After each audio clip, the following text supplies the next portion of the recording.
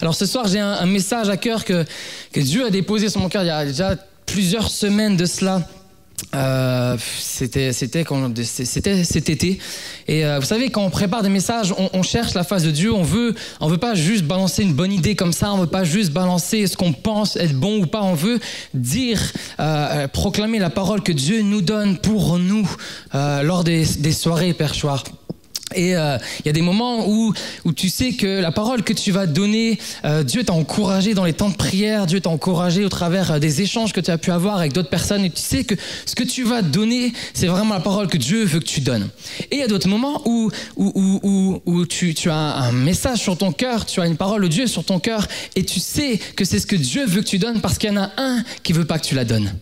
Et moi, je me suis retrouvé dans cette situation alors que il y a 3 semaines, je crois, quelques semaines de cela, j'ai dit à Mike, on faisait un entraînement de foot, j'ai dit à Mike, j'ai mon sujet vraiment pris pour cela, c'est le titre de mon message, c'est « Tire mon âme de sa prison ». Je lui donne le message. Quelques temps après, j'envoie un message au responsable, je lui dis « Priez vraiment pour ce temps ». Ce message que Dieu a mis sur mon cœur. Et puis dimanche, alors qu'on vient de conduire la louange dimanche matin avec Joy sur l'estrade, je descends de l'estrade et littéralement au fond de moi, je me liquéfie. Je suis pris d'angoisse, mais terrible. Je m'écroule au fond de moi. Vraiment. C'était j'ai jamais vécu ça. Jamais du tout vécu ça. J'étais mais complètement retourné. J'avais l'impression qu'on venait de me planter un couteau dans le dos qui traversait mon dos jusque dans le plus profond de mon cœur, et j'étais prostré comme ça. J'avais horriblement mal, et l'après-midi on devait aller voir la famille, et j'ai dit Joy, mais là moi j'arriverais même pas à discuter, j'ai envie de voir personne en fait. J'étais tellement angoissé au fond de moi. Ça a duré 2 jours, 3 jours à ce que j'arrive à reprendre pied. Et je savais que le message que Dieu voulait que j'apporte ce soir, il y en a un qui voulait surtout pas que je le fasse. Et on verra pourquoi ensemble ce soir. Et le titre de mon message, tu peux afficher s'il te plaît le psaume 142. Le titre de mon message vient de ce psaume qui dit « Tire mon âme de sa prison ». Tire mon âme de sa prison. On va lire ensemble, je crois qu'il... Enfin, normalement. Ouais, je crois qu'il va s'afficher. Bon, sinon, vous avez vos Bibles? Petite question qu'on aime bien poser en général, pour mettre tout le monde bien à l'aise. Lucas, tu as ta Bible, est-ce que je vois? Elle est dans ton cœur. Ok, je vais lire. Psaume 142. De ma voix, je crie à l'Éternel, de ma voix, j'implore l'Éternel. Je répands ma plainte devant lui, je lui raconte ma détresse. Quand mon esprit est abattu au-dedans de moi, toi, tu connais mon sentier. Sur la route où je marche, ils m'ont tendu un piège. Jette tes yeux à droite et regarde. Personne ne me reconnaît. Tout refuge est perdu pour moi. Nul ne prend souci de mon âme. Éternel, c'est à toi que j'écris. Je dis, tu es mon refuge, mon partage sur la terre des vivants. Sois attentif à mes cris, car je suis bien malheureux. Délivre-moi de ceux qui me poursuivent, car ils sont plus forts que moi. Tire mon âme de sa prison, afin que je célèbre ton nom. Les justes viendront m'entourer quand tu m'auras fait du bien. Avant d'aller plus loin dans le message, il est important pour moi de préciser, de poser quelques bases. Vous savez, je pense pour la plupart que dans la pensée chrétienne et pour bien des philosophes, l'être humain se distingue de 3 manières. Il est composé de 3, on va dire, personnes différentes. Il y a le corps. D'abord le corps, c'est ton enveloppe charnelle. C'est ce qui te rend conscient du monde extérieur, grâce tout simplement aux 5 sens. Je fais quelque chose de très basique ce soir, mais avant d'aller plus loin, c'est important qu'on le précise. Ton oreille va te permettre d'entendre des paroles. On va te permettre d'entendre des paroles qui peuvent bénir, qui peuvent t'encourager, qui peuvent te faire du bien, qui peuvent au contraire te descendre, te mépriser. Tes yeux peuvent voir des choses qui peuvent faire du mal à ton âme ou encourager ton âme. Tu es devant la création, devant la montagne. Cette semaine, on est monté dans les Vosges, on a vu les Alpes au fond qui étaient éclairées, c'était magnifique, c'était incroyable.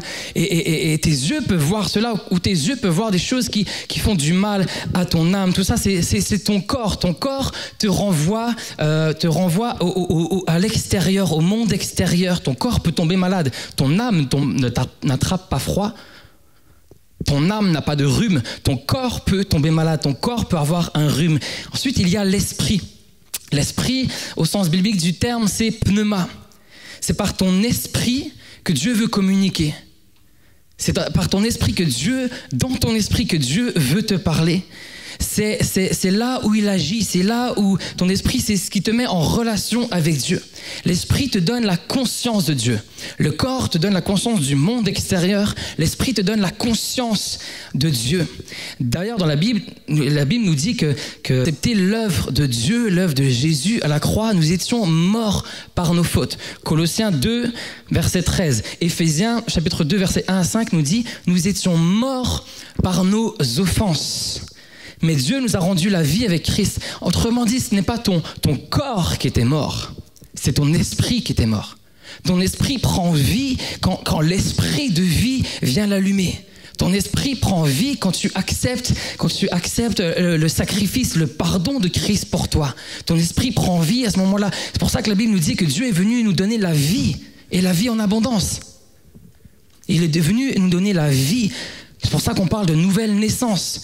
Tu es né d'abord de chair, mais quand tu rencontres Christ, quand tu acceptes son sacrifice à la croix, tu nais de nouveau, tu es né de l'esprit. Ce qui est né de l'esprit est esprit, parce que Dieu lui-même est esprit. Jean, chapitre 4, verset 24. Dieu est esprit, il faut que ceux qui l'adorent en esprit et en vérité. Laissez-moi juste faire une petite parenthèse. C'est pourquoi c'est important pour nous dans l'église, que vous alliez dans les cultes du dimanche matin, les cultes du mardi soir, que vous veniez au perchoir, que vous alliez à un pack jeunesse, chez les ados, connexion, groupe de maison, peu importe. C'est important pour nous dans les temps de louange que nous adorions Dieu en vérité, avec les mots, avec notre intelligence, les chants et en esprit. L'esprit a été répandu à la Pentecôte. Il a été donné comme des flammes de feu et des langues de feu, comme des flammes et des langues de feu. Et ils se mirent à parler de nouvelles langues. C'est un des signes qui accompagnait les disciples. C'est pourquoi nous considérons très important de louer Dieu dans de nouvelles langues. C'est pour moi une des aspects, une des manières de louer en esprit.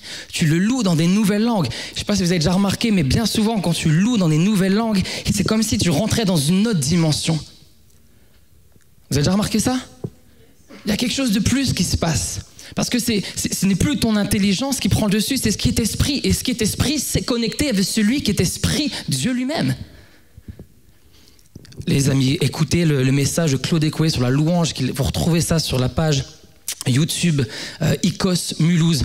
Message de Claude sur la louange quand il est venu au perchoir il y a quelques mois de cela, et le message de Benjamin Peter Schmidt sur l'adoration. Allez écouter ces messages. Ils vont creuser bien plus que moi ce soir ce thème de la louange et de l'adoration. Et puis il y a donc le corps qui t'ouvre sur le monde extérieur. Il y a l'esprit qui t'ouvre sur la conscience de Dieu, et il y a l'âme. J'ai pas mis mon chrono, je suis dégoûté parce que j'avais parlé 35 minutes.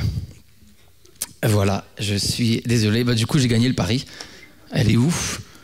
Je t'enverrai pas de fleurs. Voilà, c'était Madame Wilde. Donc, et ensuite, il y a l'âme. L'âme est ce qui t'ouvre la conscience sur toi-même. La première fois, la Bible parle de l'âme, c'est tout au début de l'histoire de l'humanité.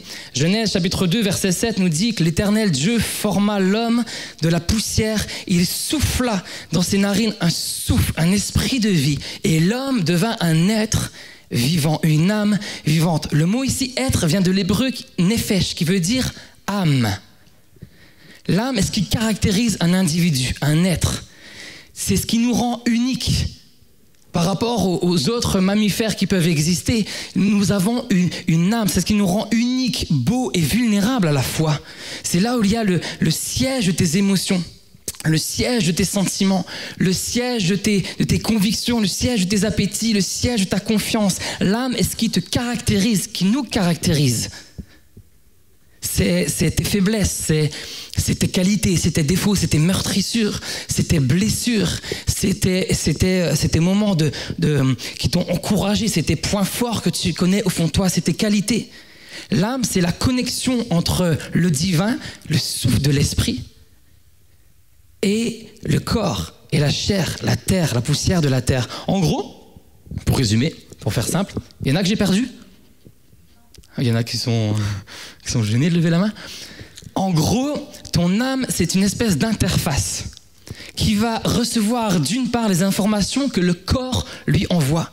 Ton oreille va entendre des paroles qui peuvent te bénir. Ton oreille peut entendre des paroles des uns des autres qui vont dire « Hey, mais tu es extra, tu es super, j'ai confiance en toi. » Ou au contraire, t'es nul, ça sert à rien ce que tu fais, t'es qu'un échec. Ou tout ce que tu as réussi à entreprendre dans ta vie, ça c'est mal fini, tu réussiras jamais rien de bien. Et tes yeux vont voir peut-être des choses qui vont détériorer ton âme et ton corps va envoyer ces informations à ton âme qui, lui, va générer des émotions, bonnes ou mauvaises.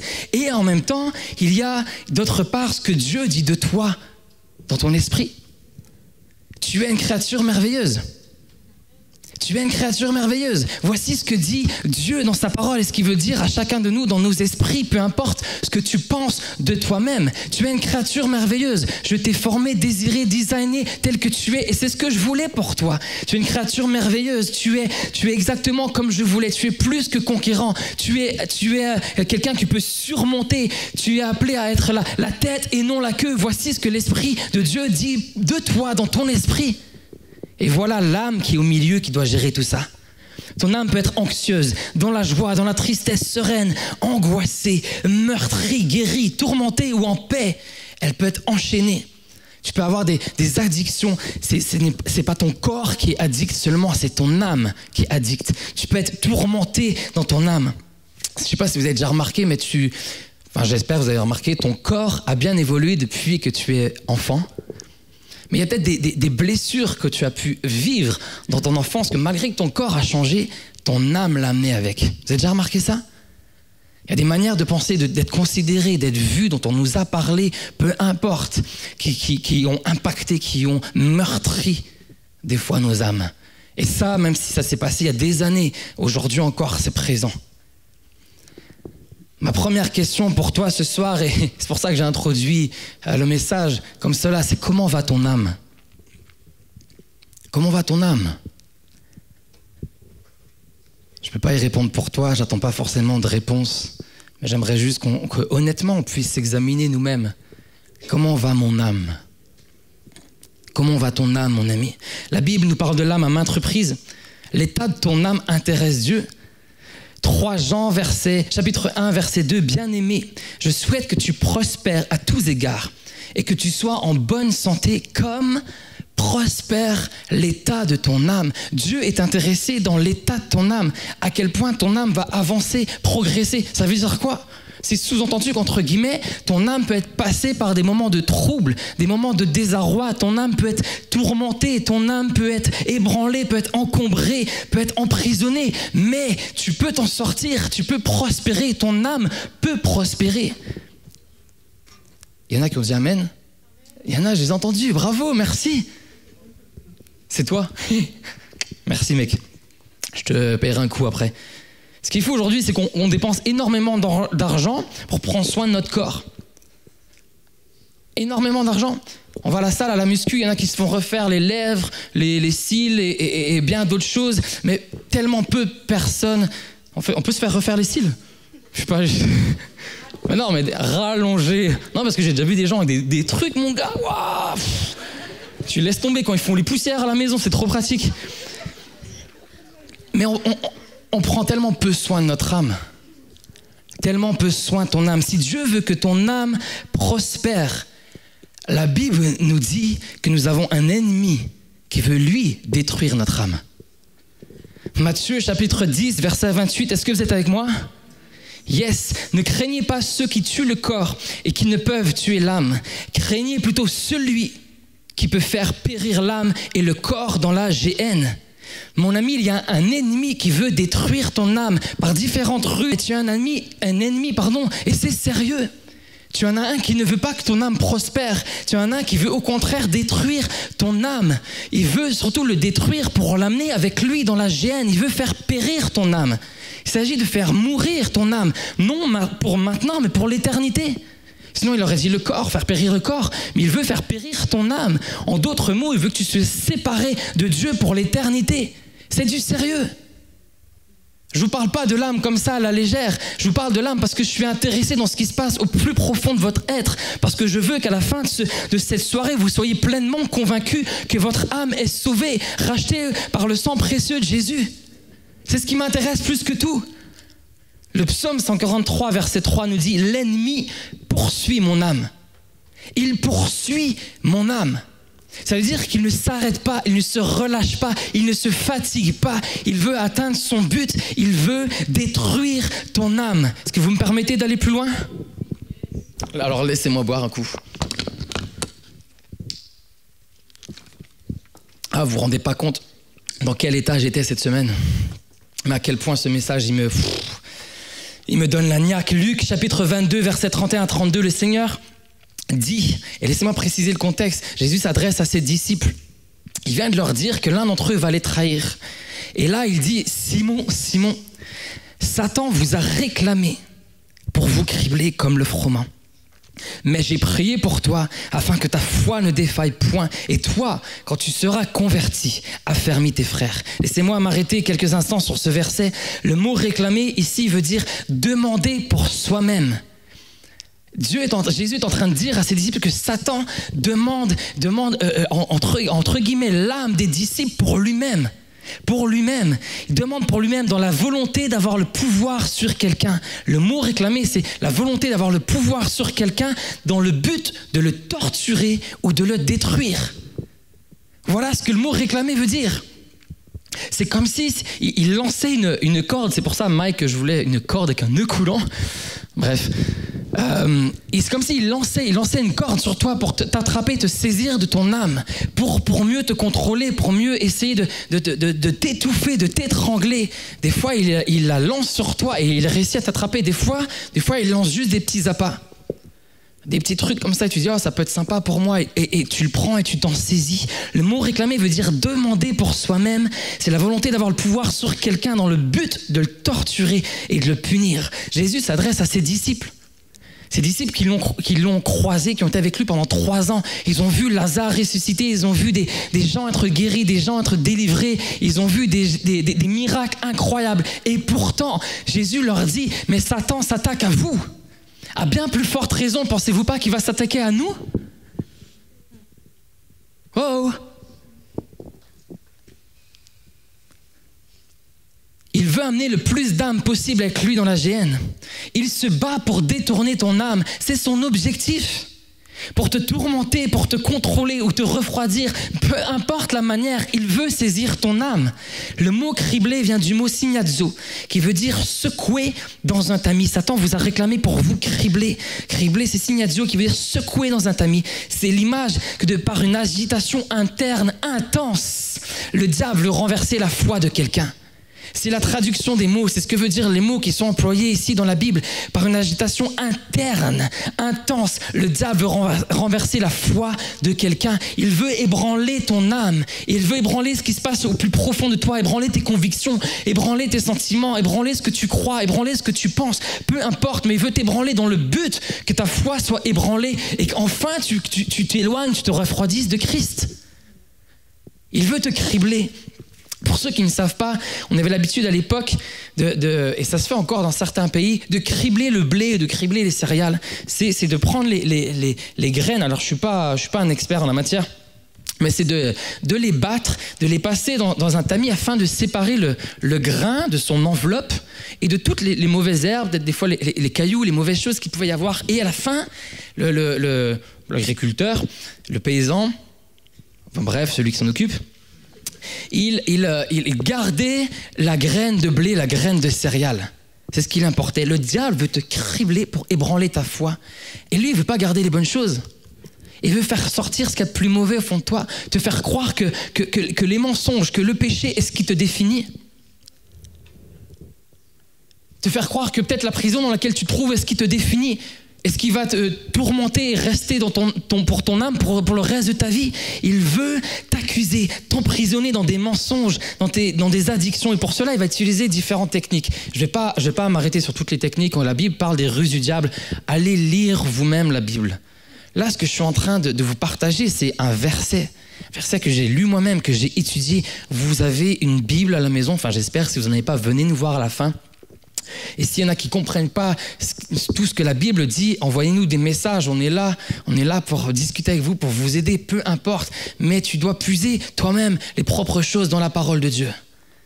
Un des pièges sur lesquels je veux m'arrêter ce soir, que le diable peut utiliser pour attraper ton âme, pour se saisir de ton âme, pour tourmenter ton âme, c'est le piège de l'insouciance.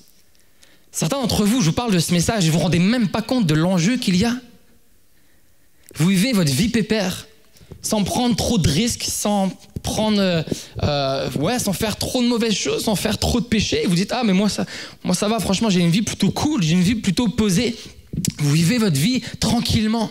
Vous avez vos habitudes, vos passions, vos désirs, vos petites routines de vie. Vous venez tranquillement des fois à l'église, vous venez tranquillement au perchoir. De temps en temps vous priez, de temps en temps vous chantez, de temps en temps vous adressez à Dieu et vous avez l'impression que tout va bien.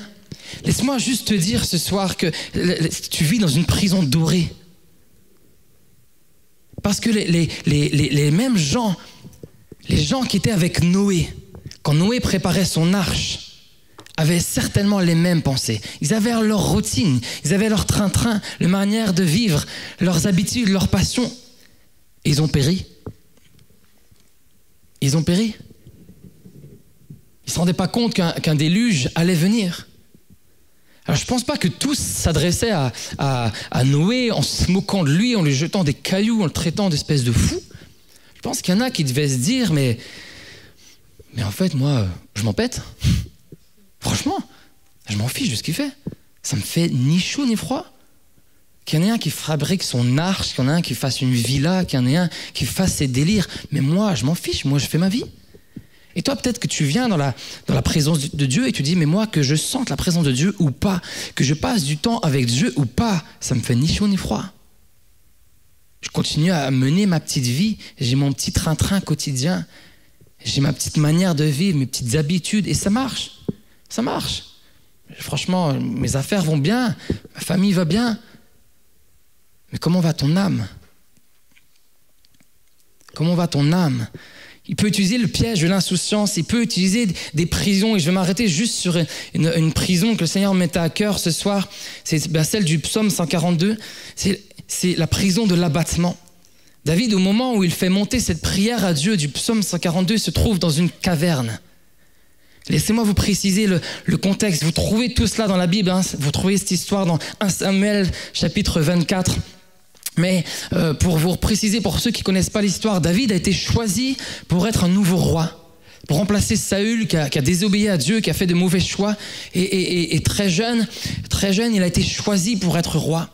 Et là, il va grandir petit à petit, il va accomplir de grandes choses, il va tuer Goliath, il va rentrer au service même de Saül dans son palais. Et puis même des chants vont être faits à sa gloire. Mais Saül va vouloir le détruire, il va devenir jaloux. Et David va devoir fuir du palais où il était censé devenir roi. Il va fuir pour se retrouver à errer dans des déserts, à errer dans une caverne. C'est l'histoire ici du psaume 142, 1 Samuel chapitre 24.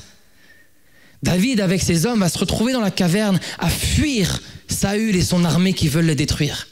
Et là, pour je ne sais quelle raison, Saül va aller lui-même dans cette même caverne. On pense qu'à l'époque, il y avait des cavernes avec des ramifications un peu partout qui peuvent s'étendre sur des kilomètres. C'est pour ça que David, alors qu'il est dans la caverne, il ne va pas être vu par Saül. Et là, ses ennemis étaient devant lui. Ses amis pouvaient lui dire, mais c'est le moment. C'est le moment d'enfin rentrer dans la destinée que Dieu a prévue pour toi. C'est le moment de te saisir de Saül, détruis-les, tue-le, prends sa vie. David va être confronté à son pire ennemi, c'est en lui-même. Et c'est pour ça qu'il parle à Dieu dans le psaume 142 de son état émotionnel, de son état intérieur, de ce qu'il ressent. Il dit à Dieu, mon esprit est abattu. Au-dedans de moi, mon cœur n'est plus libre.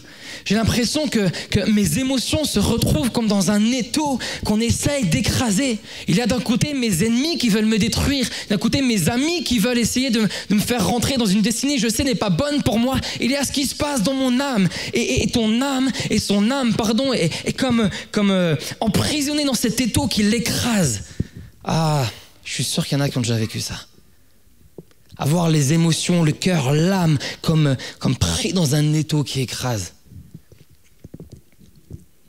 Alors bien sûr, ces circonstances sont accablantes. Je veux dire, je ne sais pas s'il y en a quelques-uns ici qui ont déjà eu à peu près 3000 hommes qui les ont poursuivis pour le tuer. Je pense pas. En tout cas, David, c'était le cas.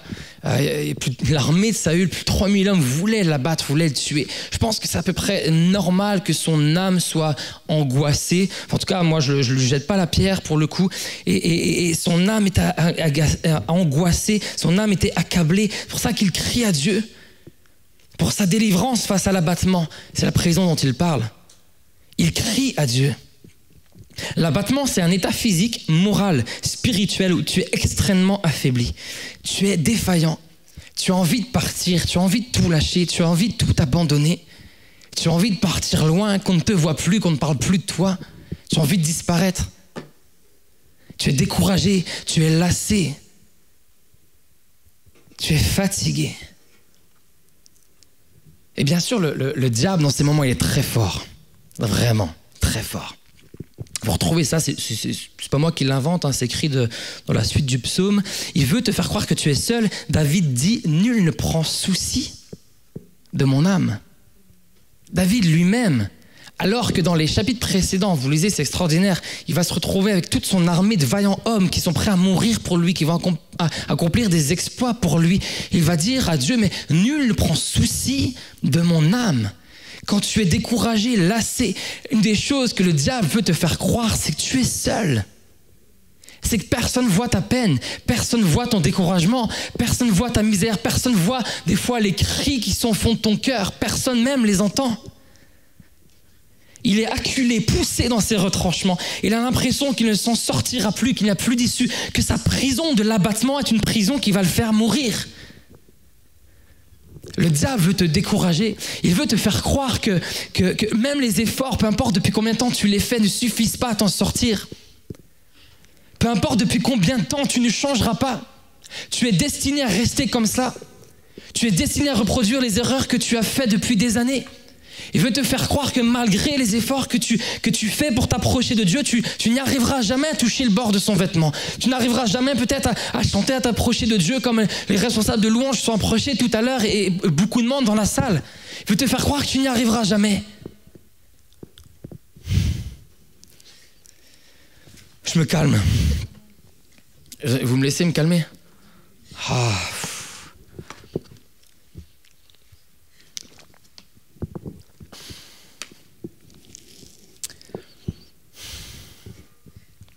Pour certains, il va construire non pas une prison de l'abattement, et je ne vais pas m'arrêter sur les autres prisons qu'il peut y avoir, parce que le temps est compté, le temps nous est court, mais je veux juste citer quelques exemples que Dieu met à cœur, mais il y a des prisons, c'est les prisons du mensonge. Il y a ce que ton oreille a entendu, ton corps a reçu, c'est ce qui te rend la conscience de l'extérieur. Des paroles qui t'ont été dites, des paroles qui ont été dites sur toi et tu les as reçues comme des vérités. Et c'est des mensonges du diable qui veulent te détruire. Il n'y a aucun avenir pour toi, aucune espérance. Tu ne t'en sortiras jamais. Il n'y a aucun plan pour toi. Les échecs vont se répéter les uns après les autres dans ta vie. C'est la prison du mensonge dans laquelle le diable essaye de t'enfermer. Il a la prison de la culpabilité. Tes erreurs, tes choix passés t'enferment dans une culpabilité que tu n'arrives pas à t'en défaire.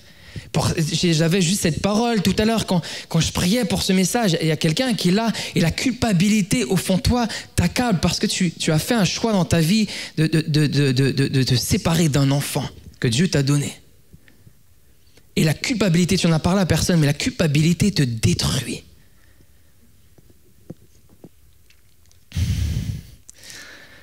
Il y a le barreau des addictions, la prison des addictions. Je sais que certains d'entre vous galérez avec des addictions depuis tellement longtemps. Et vous êtes persuadés que ces addictions vont déterminer ta vie, vont te rester collé à la peau pour le restant de ta vie. Et le diable veut t'enfermer dans cette addiction. Le diable veut t'enfermer pour certains dans la prison du manque de pardon. C'est terrible. C'est terrible de garder de la rancœur, de la haine envers quelqu'un. Certains gardent de la haine envers des personnes qui sont décédées depuis des années. Mais ils gardent au fond d'eux un manque de pardon, une haine viscérale qui détruit carrément leurs os, leur être tout entier. Et le diable veut t'emprisonner dans cette prison, te garder captif. Mais mon ami, j'ai une bonne nouvelle pour toi ce soir, sinon ça n'aurait aucun sens ce message. Ça n'a aucun sens. Ce message, s'il n'y a pas une bonne nouvelle à la fin, c'est possible de s'en sortir. Amen. Première des choses que j'aimerais te laisser, premier des mensonges que j'aimerais détruire ce soir dans le nom de Jésus, c'est que tu n'es pas seul. Tu n'es pas seul. C'est un mensonge du diable. C'est un mensonge du diable. Jésus va s'adresser à Pierre. Il va lui dire, Pierre, le diable va te cribler, mais j'ai prié pour toi. J'ai prié pour toi. Et le même Jésus ce soir qui a parlé à Pierre de cette manière veut te le dire et que cette parole puisse trouver un écho dans ton cœur. Jésus prie pour toi. Je ne l'invente pas. Je ne l'invente pas. C'est écrit dans la Bible, Romains 8, 34. Christ est mort. Bien plus, il est ressuscité. Il est à la droite de Dieu et il intercède pour nous. Il intercède pour toi, il intercède pour moi. Bien sûr, il est venu sur terre pour remplir la mission pour laquelle Dieu l'a envoyé. Car Dieu a tant aimé le monde qu'il a donné son Fils, afin que quiconque croit en lui ait la vie éternelle. Il l'a envoyé sur terre pour qu'il puisse rétablir la connexion avec Dieu, pour que toi et moi, nous puissions être restaurés dans notre relation avec Dieu. Jésus est allé jusqu'au bout de son mandat. Pour ça qu'il s'est écrié, tout est accompli. Je peux maintenant retourner dans la maison de mon Père, mais je sais qu'ici-bas, les âmes pour lesquelles je me suis battu, pour lesquelles j'ai donné ma vie, vont être criblées. Je sais que les âmes vont être attaquées. Je sais que le diable ne va pas les lâcher. Et c'est pourquoi je prie pour vous. Il n'est pas assis, installé sur un transat en train de boire des cocktails en attendant que tu arrives, les doigts en pied en éventail. Il se bat pour toi. Il a son regard, il ne te quitte pas des yeux. La Bible nous dit qu'il ne sommeille ni ne dort. L'Éternel sera ton gardien. Psaume 121. Oh, tu peux dire au fond de toi, comme le psalmiste, personne s'inquiète de mon âme. Mais celui qui est mort pour moi, ressuscité pour toi, agit encore aujourd'hui en ta faveur. Tu n'es pas seul. Arrête de croire ces mensonges maintenant au nom de Jésus. Ah, vous me laissez encore 5 minutes? Ça fait combien de temps? Ça fait 25, non? De toute façon. Ça fait 25. Combien? 42. Il y a quelqu'un qui a triché, qui a dit 42. Sérieux, 42? 32, bah c'est bon, je suis dans le time. Première des choses, comment t'en sortir, c'est de croire que ce que la Bible dit, Jésus se bat pour toi, Jésus intercède pour toi. Ensuite, une clé que j'aimerais te laisser, pas la dernière, il y en a encore 3 autres, mais je vais pas m'arrêter longtemps dessus. David a été vrai devant Dieu. David a été vrai devant Dieu. Il a répandu son âme devant lui. Il a répandu son esprit devant lui. Il lui a dit, je suis malheureux. Il lui a dit, je suis abattu. Il lui a dit, j'en ai marre. J'ai l'impression que je trouve aucun refuge, que personne ne se soucie de moi. Il a déversé son âme. Entre guillemets, ça veut dire qu'il avait une relation avec Dieu. Peut-être que la première chose que tu dois commencer par faire ce soir, c'est mettre ta vie en règle devant Dieu pour avoir une relation avec lui. Psaume 139, versets 23 à 24.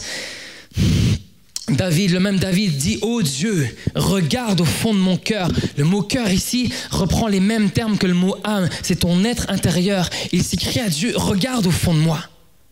Regarde au fond de moi et connais-moi. Examine mes pensées, vois mes soucis. Regarde si je suis sur un chemin dangereux et conduis-moi sur ton chemin. Ce chemin qui est sûr pour toujours. Entre guillemets, je veux rien te cacher devant toi.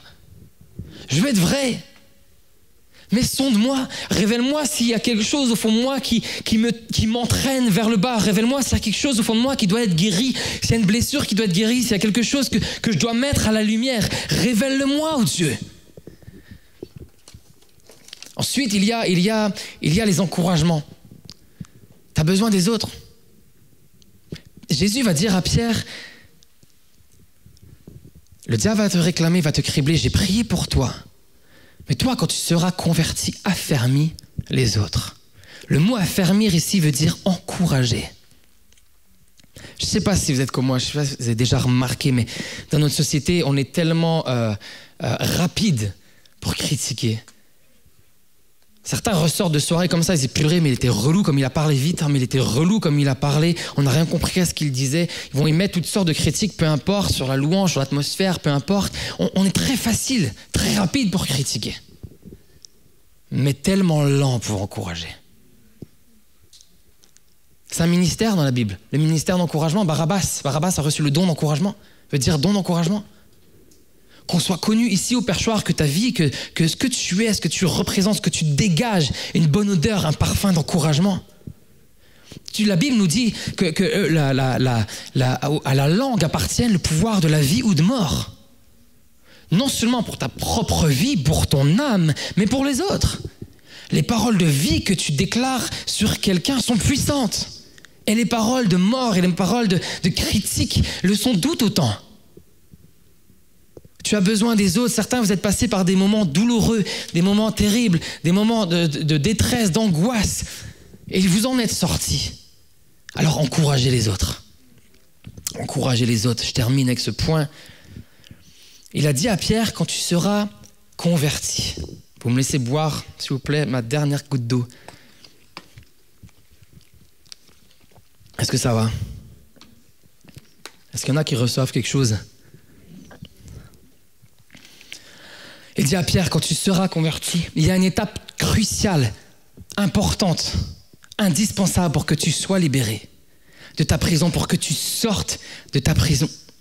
David, plusieurs fois dans les psaumes, va dire à son âme, bénis Dieu, ô mon âme. Loue Dieu, ô mon âme. En quoi espères-tu, mon âme? Tu espères en l'Éternel. Compte ses bienfaits, n'oublie aucun de ses bienfaits. Ce n'est pas son corps, ce n'est pas sa chair. Le mot converti ici veut dire se détourner. Ne plus regarder à la prison dans laquelle il est, ne plus regarder à ses angoisses, à l'état de son âme, se détourner pour se tourner. C'est le mot exact, c'est la traduction du mot qui est employé ici, se détourner, se tourner, tourner son adoration vers le seul vrai Dieu. Vers le seul vrai Dieu. En d'autres mots, ce n'est plus ce que tu sens, ce n'est plus à propos de ce que tu ressens, ce n'est plus à propos de la prison de ton âme, ce n'est plus à propos de tes aspirations personnelles, ce n'est plus à propos de ce que tu vis, de ce que tu ressens au fond de toi, de ta manière de vivre, ce qui va déterminer ton focus. C'est à propos de celui à qui tu regardes, à celui à qui tu envoies ta louange, ton adoration. Voilà ce qui a changé.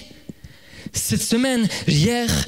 On est quel jour? Vendredi. Donc hier, j'ai dit au diable, t'as peut-être essayé d'avoir mon âme, t'as peut-être essayé de m'ébranler, t'as essayé de me secouer au fond de moi, t'as essayé de me cribler, t'as essayé de me voler ma paix, t'as essayé de me livrer dans les prisons de l'angoisse, t'as essayé de m'assaillir par des mensonges. Je vous promets, j'avais des idées horribles, horribles. T'as essayé de m'avoir comme cela, mais je lui dis, il y a une chose que tu n'auras pas, il y a une chose que tu n'auras pas ma louange, tu n'auras pas mon adoration. Tu n'auras pas mon focus. Et c'est toi mon focus, Jésus. C'est toi mon focus, Dieu. Peu importe ce que je ressens, peu importe ce que je vis, peu importe la prison dans laquelle tu es, peu importe l'état de ton âme, que ton focus puisse être l'adoration vers celui qui est au-dessus et qui prie pour toi. Est-ce qu'il y en a qui peuvent dire avec moi ce soir, au diable, tu vas peut-être essayer de m'abattre, tu vas peut-être essayer de me décourager, tu vas peut-être essayer de me voler ma paix, ma joie, mais il y a une chose que tu n'auras pas, peu importe l'état de mon âme, c'est mon adoration. Tu n'auras pas mon adoration. Aussi longtemps que je vivrai pour proclamer les bontés de l'Éternel et je le louerai à jamais. Est-ce que l'équipe de musiciens peut venir avant que je m'enflamme? À jamais. Qu'on puisse reprendre le chant. Si la lune me glace. Jésus a dit qu'il est venu guérir ceux qui ont le cœur brisé. Le cœur, c'est comme l'âme, c'est ce qu'il y a au fond de toi, c'est ce que te définit. Il est venu guérir le cœur brisé. Il est venu relever celui qui était fatigué. Il a dit, venez à moi, vous tous qui êtes fatigués, je vous donnerai du repos.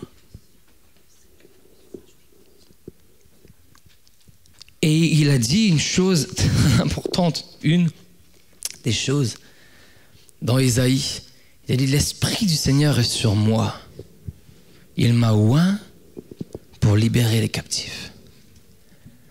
Et ce soir, je sais que cette parole de Dieu, elle ne voulait pas être délivrée. Je sais qu'il y en a un qu'il ne voulait pas qu'il sorte. Parce qu'il sait qu'il y a des captifs qui vont être libérés. Peu importe, mon ami, peu importe si tu es dans une prison depuis des années.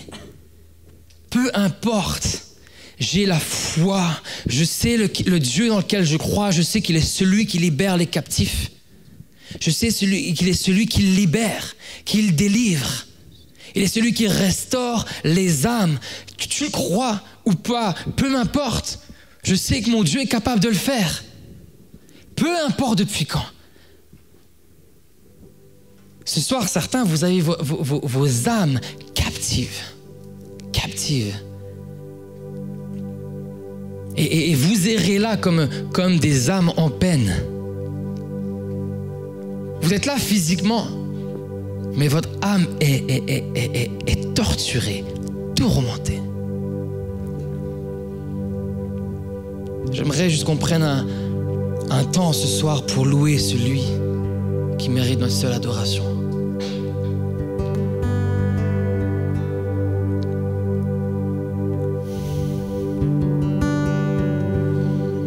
Si tu t'es retrouvé dans ce message qui a été cœur, j'aimerais juste que tu puisses retenir cette dernière clé pour moi qui est indispensable. C'est que tu dois décider, peu importe ce que tu ressens. Il peut essayer de tout voler, mais il ne volera pas ton adoration. Il ne volera pas ta louange. Et ce soir, je veux t'inviter, avant d'aller plus loin dans un temps de prière, à prendre ce chant avec l'équipe de louange et le chanter de toutes tes forces, de toute ton âme. Tu peux essayer de m'ébranler. Tu m'as ébranlé pendant des années. Tu m'as fait du mal, tu as secoué mon âme. Tu m'as volé ma joie, mais tu n'auras pas ce soir mon adoration. Je veux décider ce soir de t'adorer. Je veux décider ce soir d'adorer celui qui est au-dessus de tout. Celui qui a tout accompli et qui, malgré le fait qu'il ait donné sa vie pour moi, qu'il a encaissé chaque coup pour moi, il est encore là-haut en train d'agir en ma faveur.